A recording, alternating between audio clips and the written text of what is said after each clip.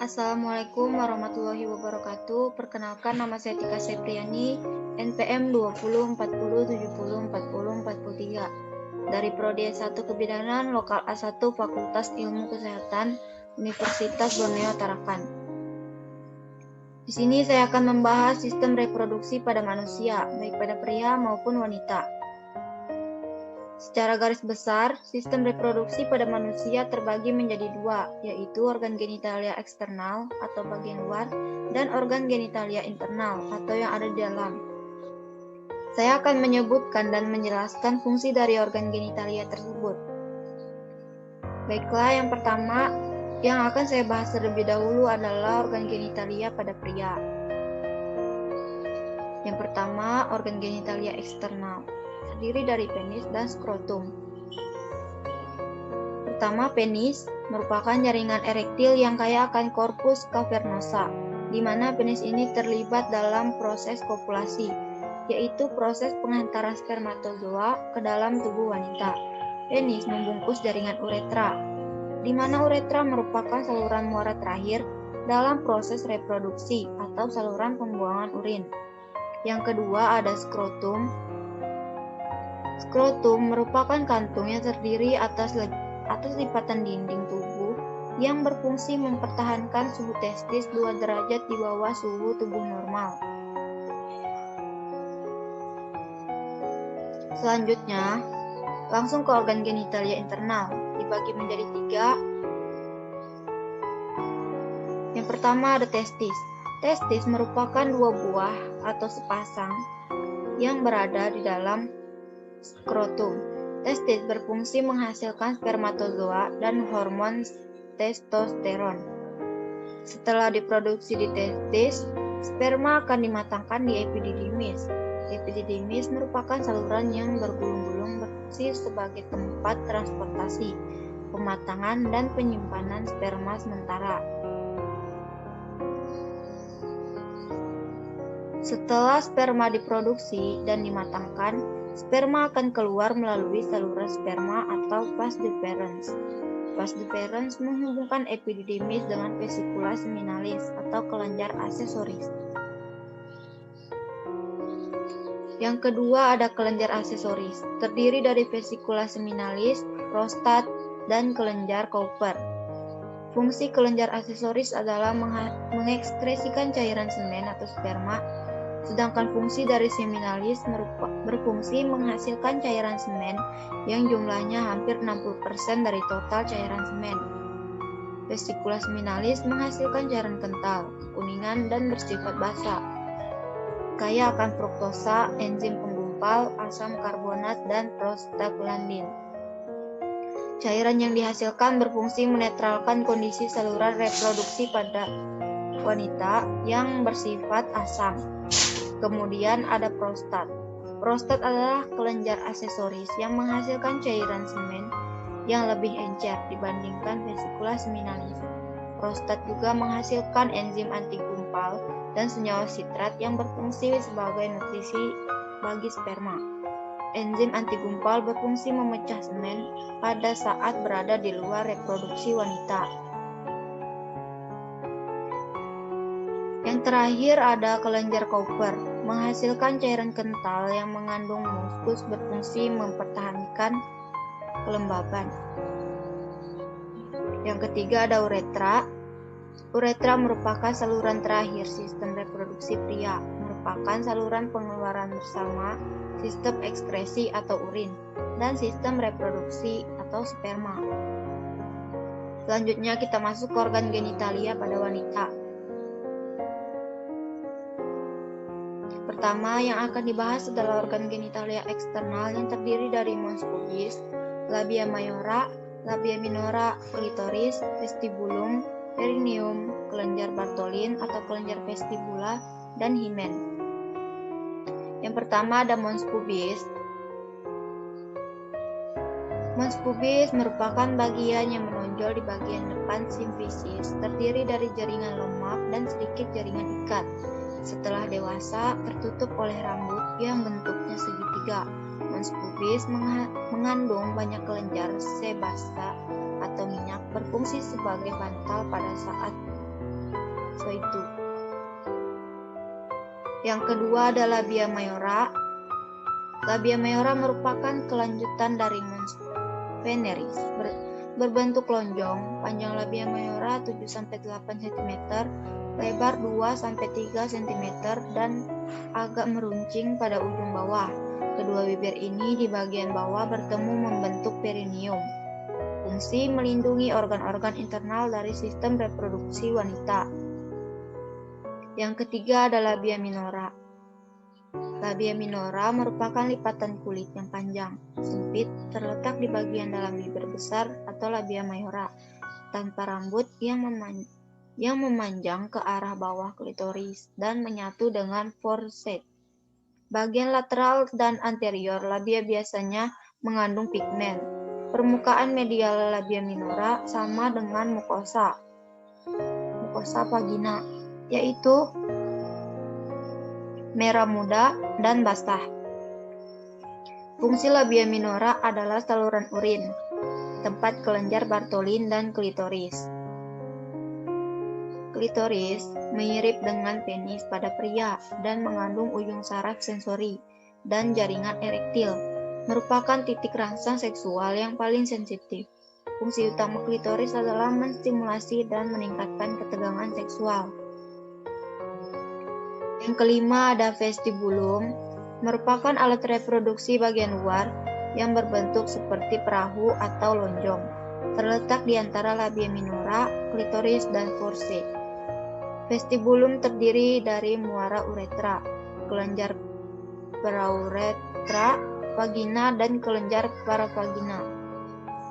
Permukaan vestibulum yang tipis dan agak berlendir mudah teriritasi oleh bahan kimia, panas, dan friksi. Fungsi dari vestibulum untuk mengeluarkan cairan yang berguna untuk melumasi vagina. Yang keenam ada perineum. Perineum adalah area yang memanjang dari dasar labia minora ke saluran anus. Bentuknya menyerupai segitiga dan terdiri atas jaringan ikat, otot, dan lemak. Perineum menyebabkan genitalia eksternal melekat pada otot dasar pelvis. Yang ketujuh ada kelenjar Bartholin. Kelenjar ini berada pada tiap sisi di dekat lubang vagina. Ukurannya sebesar ukuran kacang polong kecil dan memiliki ductus yang bersambung ke vestibula tepat di bagian lateral melekat pada himen. Kelenjar Bartholin berfungsi menyekresi mukus yang menjaga vulva tetap lembab. Yang kedelapan ada himen. Himen merupakan jaringan yang menutupi lubang vagina bersifat rapuh dan mudah robek. Himen ini berlubang sehingga menjadi saluran dari lendir yang akan dikeluarkan uterus dan darah saat menstruasi. Selanjutnya masuk ke organ genitalia internal yang terdiri dari vagina, uterus, tuba falopi, dan ovarium. Yang pertama ada vagina. Vagina adalah suatu tuba berdinding tipis yang dapat melipat dan mampu meregang. Panjang dinding anterior vagina hanya sekitar 9 cm, sedangkan panjang dinding posterior 11 cm. Vagina terletak di depan rektum dan di belakang kandung kemih. Vagina merupakan saluran muskulomembranus yang menghubungkan rahim dengan vulva. Jaringan muskulusnya merupakan kelanjutan dari muskulus sphincter dan muskulus levator. Oleh karena itu dapat dikendalikan. Pada dinding vagina terdapat lipatan-lipatan melintang disebut rugae. Pada puncak atau ujung vagina menonjol serviks pada bagian uterus. Bagian serviks yang menonjol ke dalam vagina disebut portio. Portio uteri membagi puncak vagina menjadi 4, yaitu fornix anterior, fornix posterior, fornix dextra, fornix sinistra. Sel dinding vagina mengandung banyak glikogen yang menghasilkan asam dengan pH 4,5. Keasaman vagina memberikan proteksi terhadap infeksi. Fungsi utama vagina yaitu saluran untuk mengeluarkan lendir, uterus, dan darah menstruasi sebagai tempat penis dan proses ejakulasi saat koitus. Jalan lahir pada waktu persalinan. Yang kedua, uterus. Merupakan jaringan otot yang kuat, berdinding tebal, muskular, pipih, cekung, dan tampak seperti bola lampu atau buah pir terbalik. Pelvis minor di antara kandung kemih dan rektum. Posisi normal uterus adalah antefleksi. Ukuran uterus tergantung dari usia wanita. Pada anak-anak, ukuran uterus sekitar 2-3 cm, nullipara 6-8 cm, dan multipara 8-9 cm. Dinding uterus terdapat perimetrium, myometrium, dan endometrium. Perimetrium merupakan bagian terluar dari lapisan uterus. Myometrium atau lapisan otot merupakan lapisan yang paling tebal, terdiri dari otot-otot polos yang disusun sedemikian rupa sehingga mendorong janin dan plasenta keluar pada persalinan. Endometrium merupakan lapisan bagian dalam dari korpus uteri yang membatasi kavum uteri. 3 fungsi uterus adalah siklus menstruasi, kehamilan, dan persalinan. Yang ketiga, ada tuba Fallopi. Tuba Fallopi atau uterina keluar dari korpus uteri, terdapat pada tepi atas ligamentum patum, menuju ke arah lateral, panjang 8-14 cm dengan diameter kira-kira 0,6 cm. Tuba uterina disanggah oleh ligamentum mesosalpin. Terbagi atas pars interstitialis atau intramuraris yang terletak di dalam uterus atau myometrium, merupakan bagian tuba yang berjalan pada dinding uterus, mulai pada ostium interna tubae. Yang kedua ada pars isthmica atau istimus.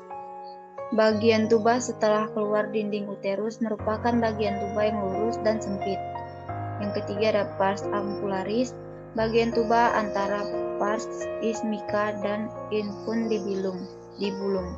Merupakan bagian tuba yang paling lebar dan berbentuk S. Ampula membangun segmen distal dan segmen tengah tuba. Sperma dan ovum bersatu dan fertilisasi terjadi di ampula.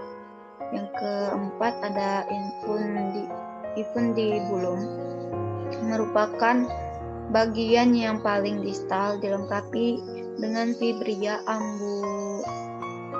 umbai di bagian ujungnya, sedang lubangnya disebut ostium abdominalis tubae.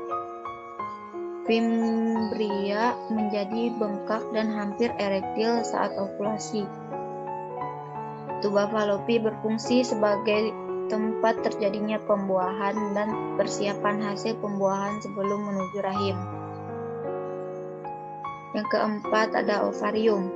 Ovarium ada 2 di kiri dan kanan uterus. Ovarium terletak di fossa ovarica yang merupakan suatu cekungan pada percabangan arteri iliaca eksterna dan arteri hipogastrika.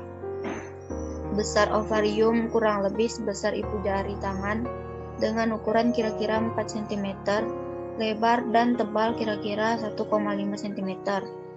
Ada 2 ligamentum yang menggantung ovarium, yaitu ligamentum ovari proprio dan ligamentum suspensorium ovari atau infundibulum pelvicum yang menggantung ke dinding lateral panggul.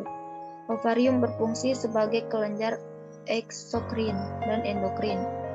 Fungsi utama ovarium adalah sebagai tempat pemasakan sel germinal. Selain itu, ovarium juga berfungsi sebagai sumber produksi hormon-hormon. Baiklah, mungkin sekian materi yang dapat saya sampaikan. Mohon maaf apabila ada kesalahan kata dan penyampaian materi yang kurang berkenan. Semoga materi ini bisa menambahkan pengetahuan kepada kita semua dan semoga bermanfaat untuk semuanya. Saya ucapkan terima kasih. Wassalamualaikum warahmatullahi wabarakatuh.